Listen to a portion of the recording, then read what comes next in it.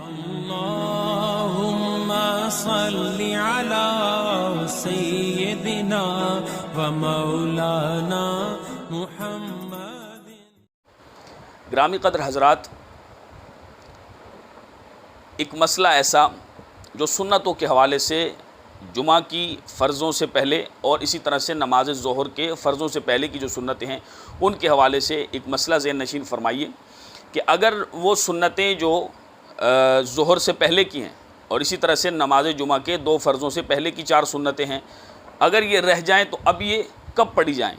کیا یہ ظہر کے فرضوں کے بعد متصلاً پڑھی جائیں یا جو ظہر کے فرضوں کے بعد کی سنتیں ہیں ان کے بعد پڑھی جائیں؟ اسی طرح سے نماز جمعہ کے فرضوں کے بعد پڑھی جائے فوراً، یا نماز جمعہ کے فوراً بعد جو آتی ہیں جو باقی سنتیں ہیں ان کو ادا کرنے کے بعد پڑھی جائیں؟ تو اس میں یہ صورت یاد رکھیں کہ نماز ظہر سے پہلے اگر سنتیں رہ جائیں تو اس صورت میں سنتیں فرضوں کے بعد بھی پڑھی جا سکتی ہیں، لیکن زیادہ بہتر یہی ہے کہ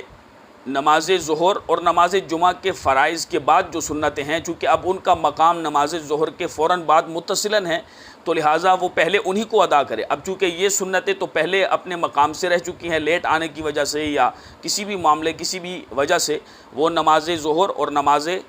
جمعہ کی فرائض سے پہلے کی جو سنتیں ہیں وہ اگر رہ گئیں تو چونکہ اب وہ اپنے مقام سے ہٹ چکی ہیں، رہ چکی ہیں، لہٰذا اب جو اپنے مقام پہ جن کو ادا کرنا ہے یعنی نماز ظہر اور نماز جمعہ کے بعد کی جو سنتیں ہیں ان کو متصلاً چونکہ پڑھنا ہوتا ہے تو لہٰذا ان کو اسی وقت میں پڑھا جائے۔ یہ جو پہلی سنتیں رہ گئی ہیں ان کو ان سنتوں کے بعد پڑھا جائے تو یہ زیادہ مناسب اور اچھا طریقہ ہے۔ اللہ رب ذوالجلال ہم سب کو عمل کرنے کی توفیق نصیب فرمائے۔